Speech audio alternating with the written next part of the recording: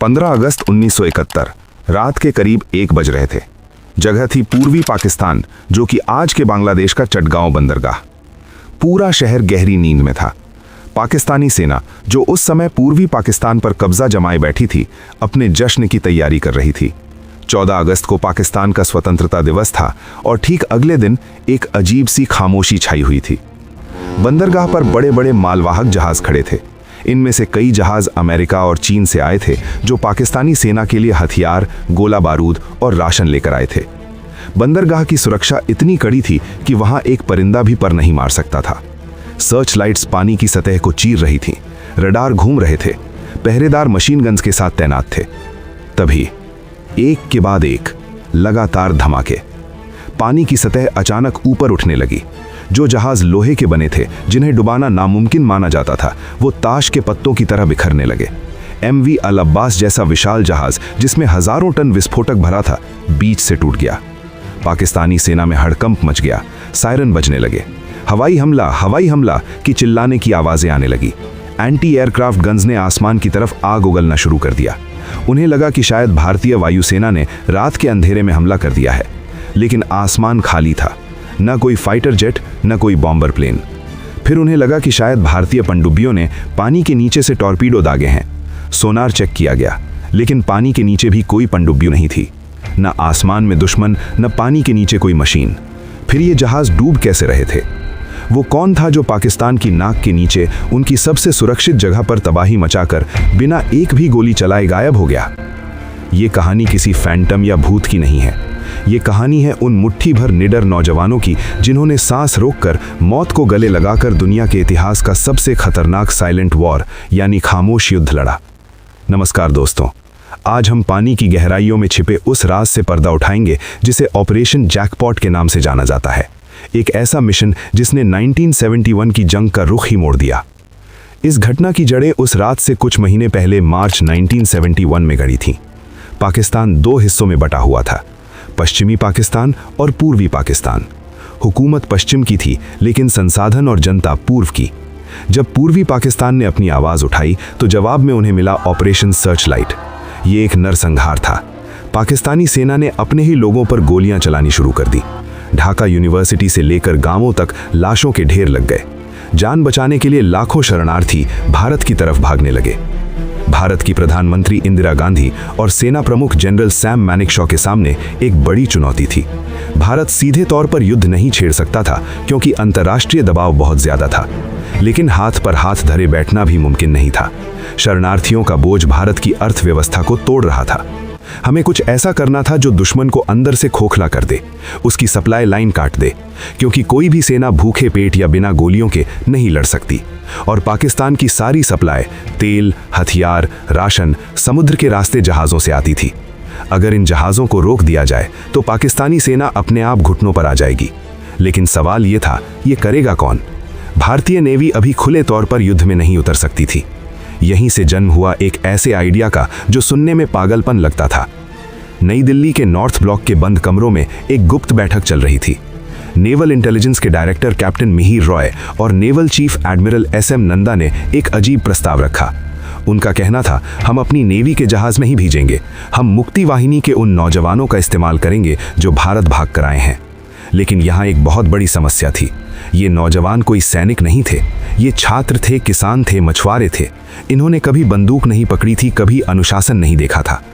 क्या इन्हें दुनिया के सबसे खतरनाक नेवल मिशन के लिए तैयार किया जा सकता था? कैप्टन मिहिर रॉय का जवाब था, हाँ, क्योंकि उनके पास वो हथियार है जो किसी ट्रेनिंग से बड़ा है, बदले की आग। उन्होंने अपने परिवार को मरते देखा है, वो किसी भी हद तक जा सकते हैं। इस मिशन का जिम्मा सौंपा गया एक बेहद सख्त और काबिल ऑफिसर को, कमांडर MN सामंत को। कमांडर सामंत को कोवर्ट ऑपरेशंस का हेड बनाया गया। उन्हें कहा गया, इन लड़कों को ऐसी ट्रेनिंग दो कि ये पानी के अंदर भी सांस ले सकें और दुश्मन के जहाज को बिना भनक लगे उड़ा सकें। दोस्तों, किसी भी सेना के लिए सबसे बड़ी ताकत उसके अफसर होते हैं। मुक्ति वाहिनी के पास जोश था, लेकिन अनुभव नहीं।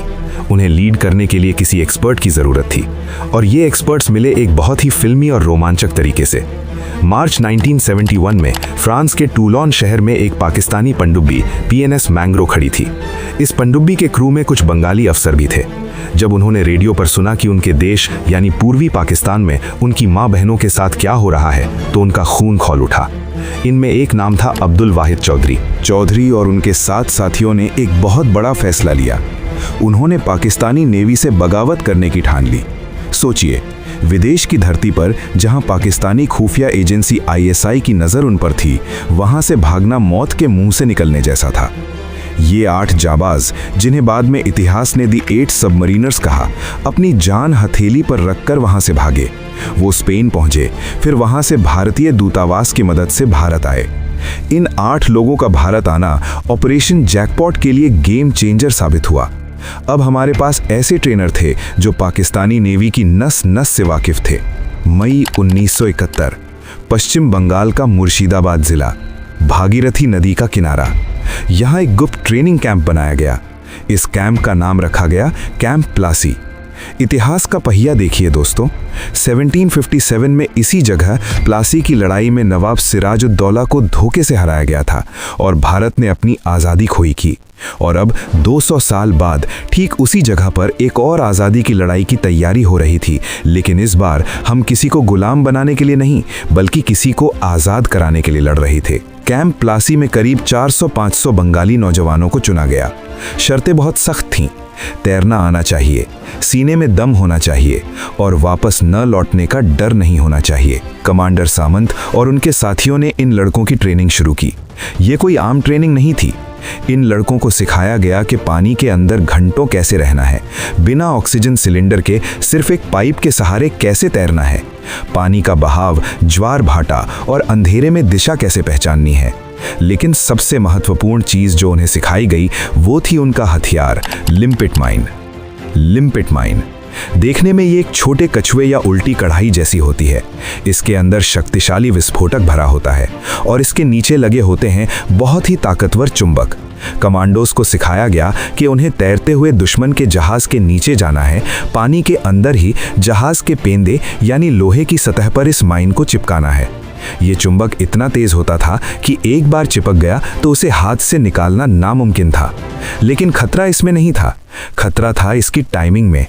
माइन लगाने के बाद कमांडो को वहां एक सेफ्टी पिन खींचनी होती थी। पिन खींचते ही एक केमिकल रिएक्शन शुरू हो जाता था जो डेटोनेटर को एक्टिवेट करता था। लेकिन ये रिएक्शन पानी के तापमान पर निर्भर करता था। कभी कभी ये 30 मिनट में फट सकता था, कभी 2 घंटे में। सोचिए, आप पानी के नीचे हैं, आपके हाथ में एक बम है, आप उसे जहाज पर चिपका रहे हैं और आपको पता है कि अगर थोड़ी सी भी गलती हुई या टाइमर जल्दी चल गया तो आपके शरीर के चीथड़े उड़ जाएंगे और पानी का रंग लाल हो जाएगा। ये सुसाइड मिशन से कम नहीं था। अगस्त का महीना आ गया। मानसून अपने पूरे जोर पर था, नदियां उफान पर थीं। ट्रेनिंग पूरी हो चुकी थी, अब इम्तिहान की घड़ी थी।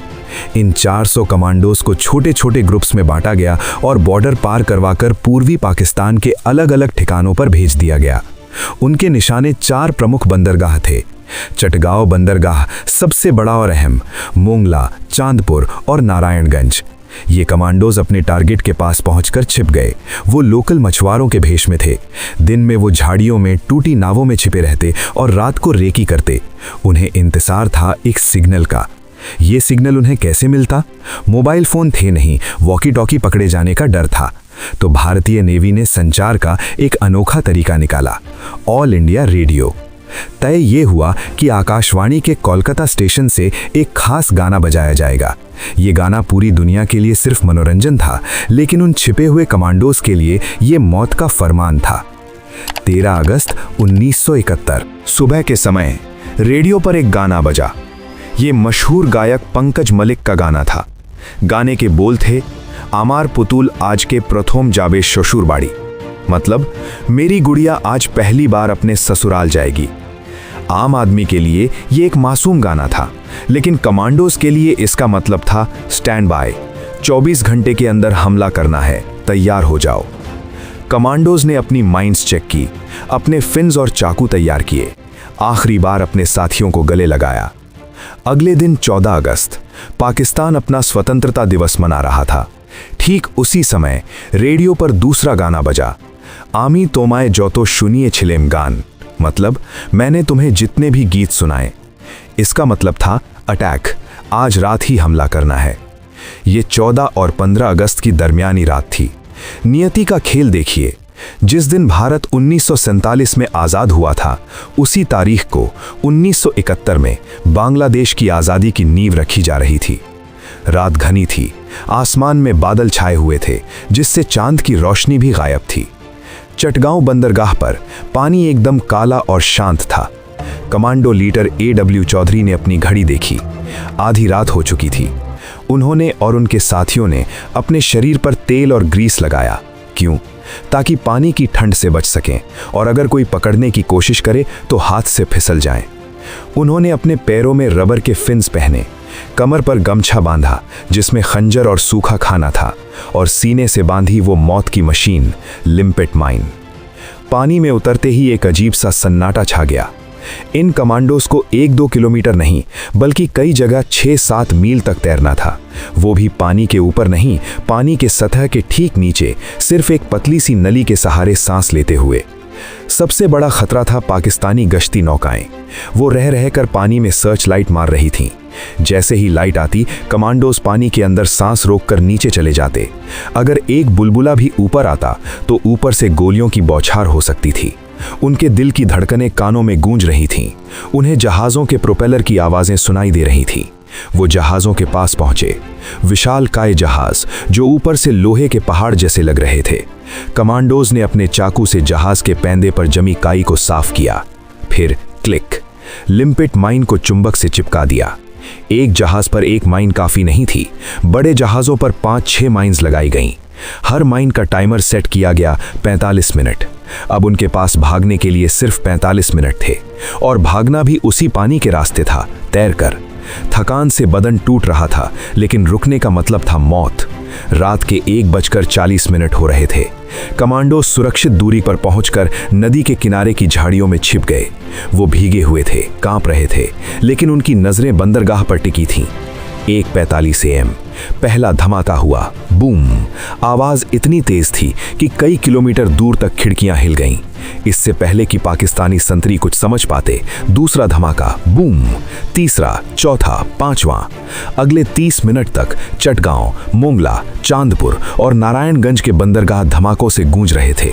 जो जहाज कल तक पाकिस्तान का गुरूर थे, वो अब जलती हुई मशाल बनकर पानी में डूब रहे थे। MV अल अब्बास, MV ओरिएंट बार्ज, सब के सब तबाह हो गए। पानी में तेल फैल गया और उसमें आग लग गई। ऐसा लग रहा था जैसे नदी में आग बह रही है। पाकिस्तानी फौज पगला गई थी। वो अंधेरे में हर तरफ गोलियां चला रहे थे। उन्हें समझ ही नहीं आ रहा था कि दुश्मन कहां है। वो पानी में गोलियां मार रहे थे, हवा में मार रहे थे, लेकिन हमारे कमांडोज, वो तो अपना काम करके उस धुएं और अंधेरे का फायदा उठाकर गायब हो चुके थे। उस एक रात में, सिर्फ एक रात में लगभग 45 बड़े और छोटे जहाज डुबो दिए गए या बेकार कर दिए गए।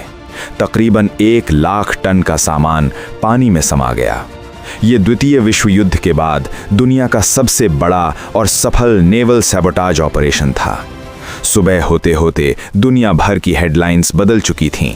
BBC, वॉइस ऑफ अमेरिका, सब जगह यही खबर थी कि पूर्वी पाकिस्तान के बंदरगाह तबाह, बंगाली बागियों का घातक हमला।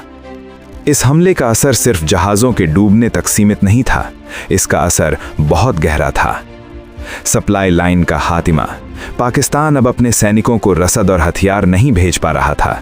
चटगांव बंदरगाह इतना जाम हो गया कि वहां कोई नया जहाज आ ही नहीं सकता था। मनोवैज्ञानिक हार। पाकिस्तानी सेना, जो खुद को अजेय समझती थी, डर गई।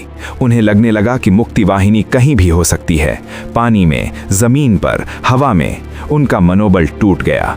दुनिया को पता चल गया कि ये सिर्फ कुछ दंगाइयों का काम नहीं है, बल्कि एक संगठित युद्ध है। इस ऑपरेशन ने यह साबित कर दिया कि साधारण लोग अगर ठान लें तो दुनिया की किसी भी ताकतवर फौज को धूल चटा सकते हैं। दिसंबर 1971 में जब असली युद्ध शुरू हुआ तो पाकिस्तानी सेना पहले से ही हताश और कमजोर हो चुकी थी। ऑपरेशन जैकपॉट ने उनकी रीढ़ की हड्डी पहले ही तोड़ दी थी। 16 दिसंबर 1971 को जब जनरल नियाजी ने 93,000 सैनिकों के साथ सरेंडर किया तो उस जीत की नींव उन गोताखोरों ने ही रखी थी। आज बांग्लादेश की नेवी का जन्म इन्हीं वीरों से माना जाता है। लेकिन दुख की बात यह है कि इतिहास की किताबों में अक्सर बड़े जनरलों और नेताओं का नाम होता है, वो लड़के जिन्होंने अपने शरीर पर ग्रीस पोता था, जिन्होंने मौत के अंधेरे पानी में छलांग लगाई थी, उनमें से कितनों के नाम हम जानते हैं? कैप्टन एम.एन. सामंत, कैप्टन मिहिर रॉय और वो 8 बागी सबमरीनर्स और वो 500 से ज़्यादा अज्ञात नायक, ये वो लोग थे जिन्होंने बिना वर्दी के, बिना मेडल की चाह के एक देश का नक्शा बदल दिया। इसे कहते हैं द साइलेंट वॉर, एक ऐसी जंग जहां शोर सिर्फ धमाकों का था लेकिन वीरता खामोश थी। आपको क्या लगता है दोस्तों, क्या इतिहास में ऐसे और भी साइलेंट ऑपरेशंस हैं जिनके बारे में हमें नहीं पता? और अगर आप उस रात उन कमांडोज की जगह होते तो क्या आप इतना बड़ा जोखिम उठा पाते? अपने जवाब और राय नीचे कमेंट्स में ज़रूर लिखें। अगर आपको ये अनकही कहानी पसंद आई तो इस वीडियो को लाइक करें और अपने दोस्तों के साथ शेयर करें। और हाँ, ऐसी ही रोंगटे खड़े कर देने वाली सच्ची कहानियों के लिए हमारे चैनल को सब्सक्राइब करना न भूलें। मैं हूँ डॉको हिडन और मैं मिलूंगा आपसे अगले वीडियो में एक और रहस्य, एक और सच के साथ। तब तक के लिए जय हिंद, जय भारत।